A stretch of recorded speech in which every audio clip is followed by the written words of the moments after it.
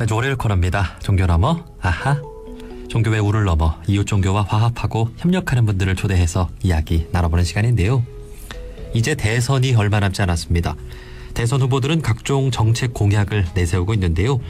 최근 대선을 앞두고 5대 종단 환경단체를 비롯한 시민사회 환경단체 69곳이 2022 탈핵 대선연대를 결성하고 탈핵을 앞당기기 위한 7대 정책을 각 당 대선 후보들에게 제안했습니다. 자, 그리고 이에 대한 답변을 받아서 조만간 발표할 예정인데요. 자, 어떤 내용인지 들어보겠습니다. 가톨릭 기후행동 운영위원이신 맹주형 위원님 연결돼 있습니다. 위원님 나와 계시지요? 네, 안녕하세요. 네, 반갑습니다. 자, 이제 우리 맹주형 위원님께서는 가톨릭 기후행동의 운영위원으로 활동을 하고 계시고 또 탈핵 대선연대에도 함께 하고 계시는데 이 탈핵 대선연대에 대한 소개부터 좀 해주실까요? 예, 2022년 탈핵 대선연대는 그 국민의 생명과 안전 그리고 그 평화로운 삶을 위해서 핵 없는 세상, 다시 말해 그 탈핵이 차기 정부에서 중요한 정책 과제로 추진되어야 한다고 생각하는 그런 시민, 환경, 종교 단체들 69개 단체가 연대하고 있고요. 그런 정의로운 세상과 안전한 사회 그리고 탈핵을 앞당기기 위한 하나의 연대차라고 보시면 됩니다. 네. 자, 여기에는 5대 종단 환경단체들도 함께하고 있고 특히 카톨릭 단체 10곳이 참여하고 있는 것으로 알고 있는데요. 카톨릭 정신에 비추어 봤을 때 탈핵을 해야 하는 이유는 무엇이라고 보시는지요? 원불교도 그렇겠지만 저희 가톨릭 교회 역시 그 생명에 대한 관점과 입장에서 핵발전 문제를 생각하고 있고요. 그러니까 에너지가 인간이나 환경에 해가 될 가능성이 있다면 그러한 위협을 제거해야 한다고 교회는 가르치고 있습니다. 또 그 요한 바오로 2세의 교황 같은 경우는 그 체르노빌 핵사고를 언급하면서 그 모든 종류의 에너지는 평화에 도움을 주어야 하고 또 인간과 자연의 요구를 존중해야 한다고 말씀하셨습니다. 그리고 현재 교황이신 프란치스코 교황님도 그 후쿠시마 핵사고 이후에 그 인간이 신이 정해놓은 자연 규칙을 거슬러서는 안 된다고 이야기하면서 그 후쿠시마 핵사고 자체가 그 인간이 주인공이 되어서 자연을 파괴한 결과의 하나다라고 이렇게 보고 있고요.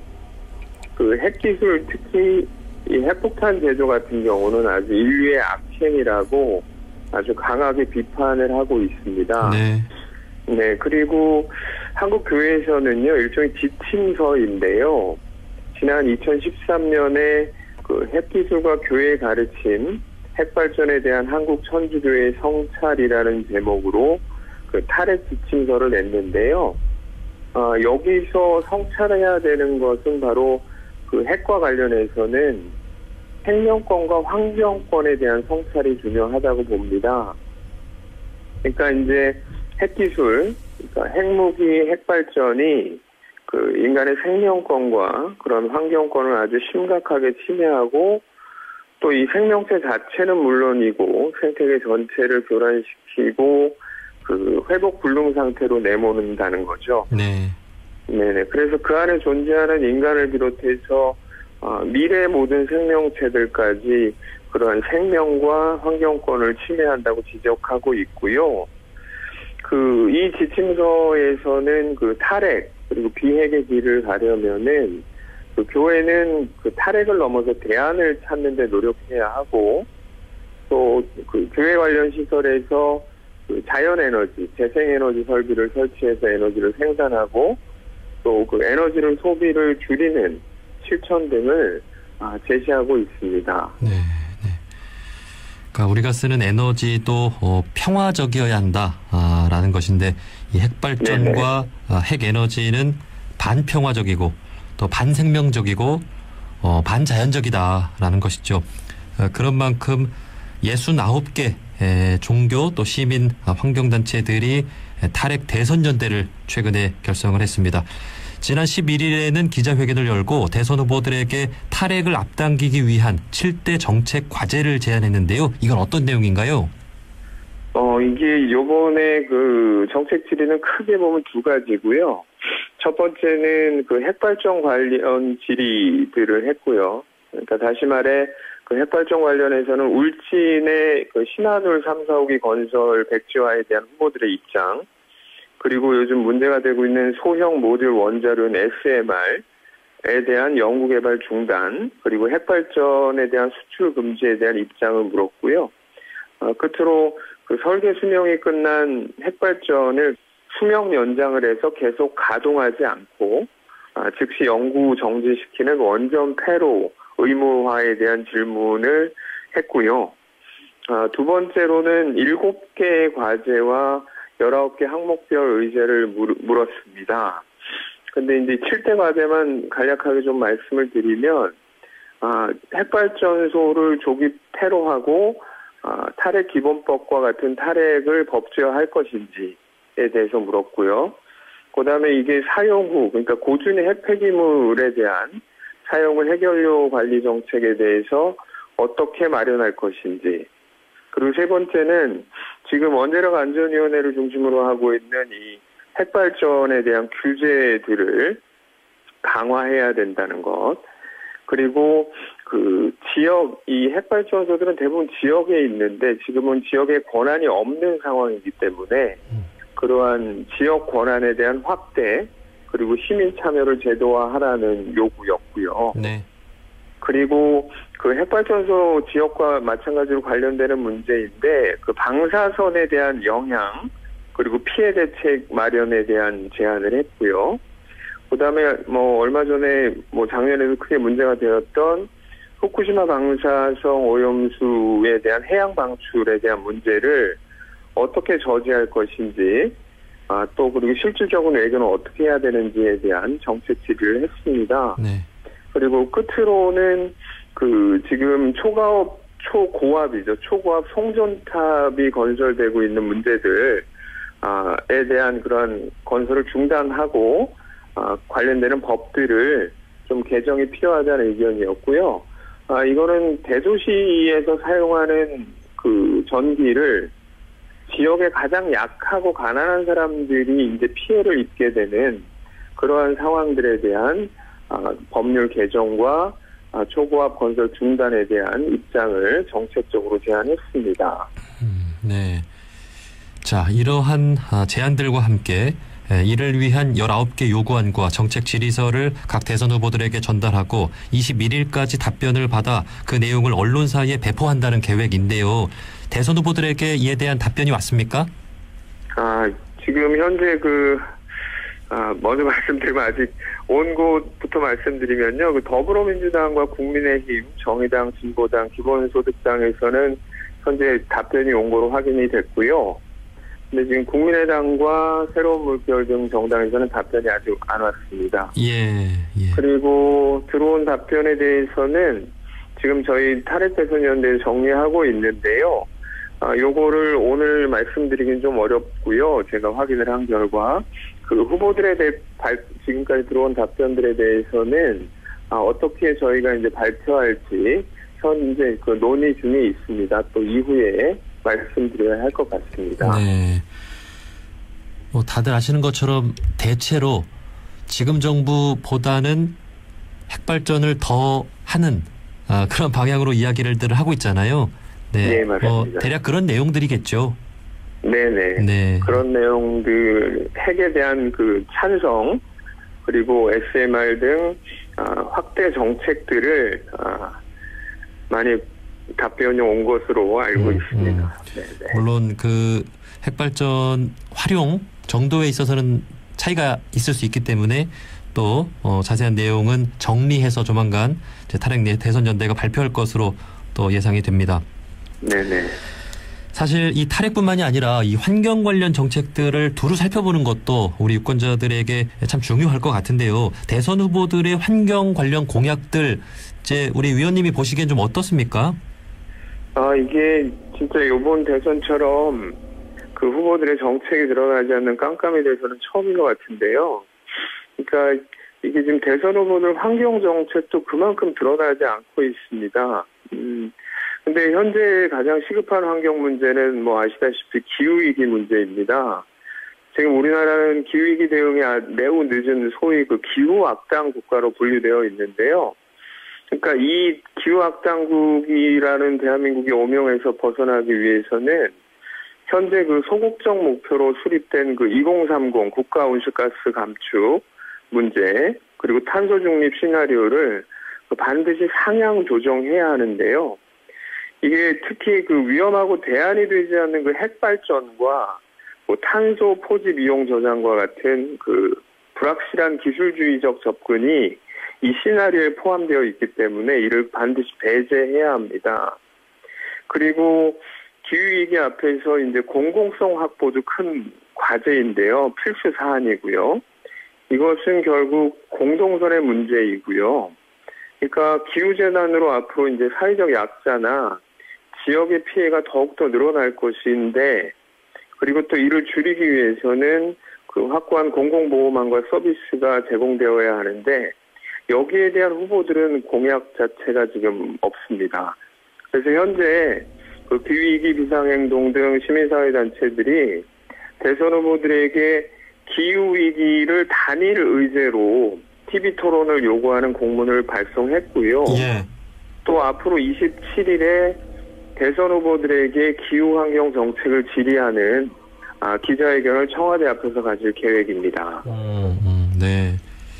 지금 이 기후위기를 극복하지 않으면 우리의 어떤 한반도 또 어떤 미래 세대를 위한 안전을 보장할 수 없기 때문에 이 기후위기 극복을 좀 전면에 내세우는 그런 공약들 후보들이 좀 내면 어떨까 하는 생각이 듭니다.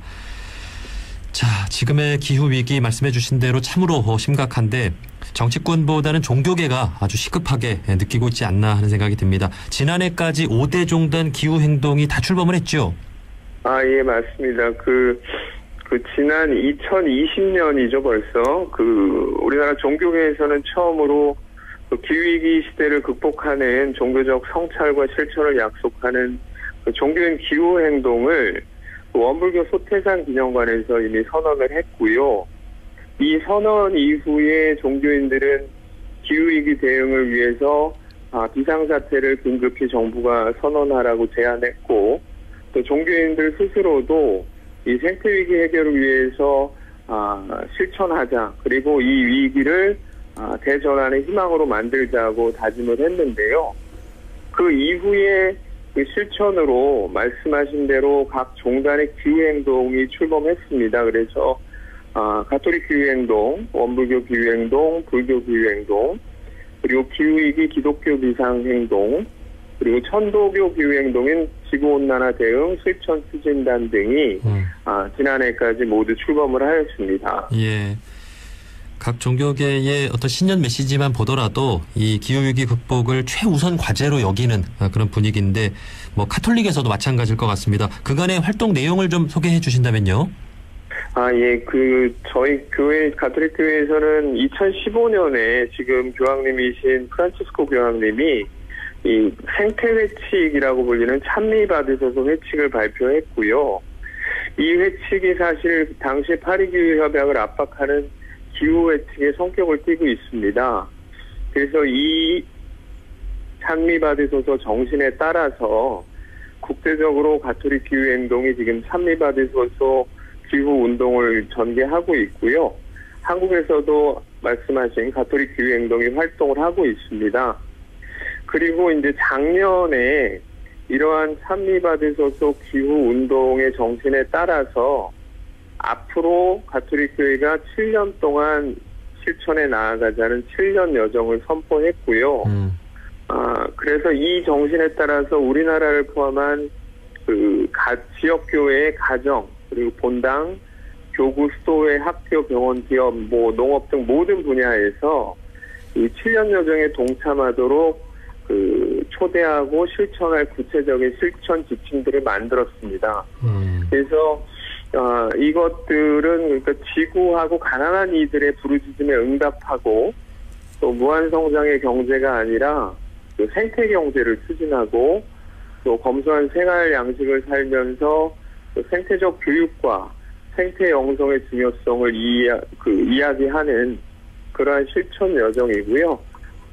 정리하자면 저희 가톨릭 교회에서는 대표적으로 찬미받으셔서 이 7년 여정이 가톨릭 교회 기후 위기 대응의 향후 로드맵이라고 보시면 될 것입니다.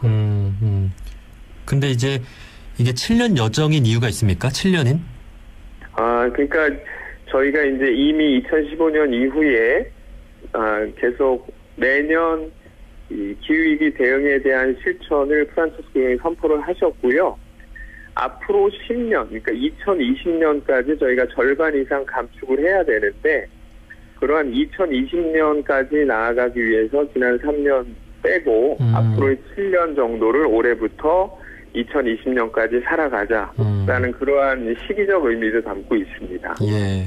네네. 전 세계에서 또 가톨릭 신자들이 거의 가장 많고 또 가톨릭의 영향력도 큰 만큼 세계 곳곳에서 가톨릭이 이 기후위기 극복을 위해서 이렇게 모범을 보여주시는 모습 앞으로 우리 이웃 종교들도 많이 배우고 또 함께 동참을 해 나갔으면 좋겠습니다. 네, 감사합니다. 자, 특히 우리나라에서는 5대 종단 환경단체들이 잘 협력해 오고 있지요. 올 한 해 혹시 우리 5대 종단이 함께 계획하고 있는 일들도 있을까요? 네, 올해는 기후위기 대응과 관련해서 종교인 대화마당을 6월에 기독교에서 진행을 하고요. 저희가 8월에는 기후 생태 문제로 고통받고 있는 지역과 연대하면서 이제 순례하는 종교인 생명평화 순례가 있는데요. 여기에는 저희 이제 부산의 가덕도 공항 예정부지, 이 대규모 국책 사업으로 인해서 고통받고 있는 지역에서 진행할 계획입니다.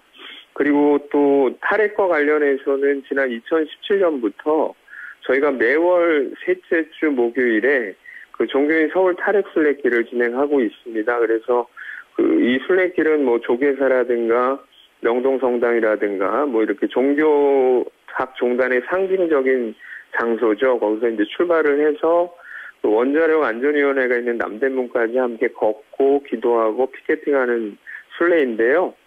이건 역시 진행을 할 거고요. 또 하나 특이한 거는 지금 원불교에서도 추진하고 있는 것으로 알고 있는데 종교시설의 아리백 추진도 5대 종단이 함께 추진할 계획입니다. 그래서 오는 2월 17일에 저희 종교환경회의 총회에서 이 같은 활동과 기후위기 대응에 대한 계획을 발표하는 그런 기자회견도 준비하고 있습니다. 네. 자, 이렇게 우리 종교계가 기후위기에 대한 심각성을 느끼고 행동하는 만큼 우리 일반 사회에서도 함께 동참을 좀 해주셨으면 좋겠습니다. 자, 마지막으로 이 자리를 빌어서 우리 청취자분들께 꼭 하고 싶은 말씀 있다면 마지막으로 좀 간단히 해주시죠. 예. 저희 가톨릭 기후행동에서 매주 금요일에 금요 기후행동을 광화문에서 기후 피켓팅으로 하고 있는데요. 원불교 환경연대에서도 뭐라도 피켓팅이라고 계속 피켓팅을 하고 있는 것으로 알고 있습니다. 기독교는 화요일날 하고요. 불교는 목요일날 이렇게 나서고 있는데요.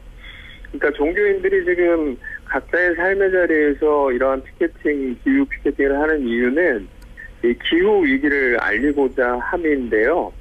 그러니까 앞으로 10년 안에 지구 온도를 절반 가까이 줄여야지만 인류가 살아남을 수 있다는 그러한 위기감을 알리기 위해서입니다. 근데 정작 우리나라 정부와 기업 그리고 정치인들은 위기를 못 느끼는 것 같은데요. 그래서 이제 저희 종교인들이 뭐라도 하자는 그런 심정으로 기후 피켓팅에 매주 나서고 있습니다. 그래서 더 많은 종교인들이 함께 이 기후위기 대응을 알리고 대응한다면, 그리고 또 정부를 압박한다면 가능하게 될 것 같고요.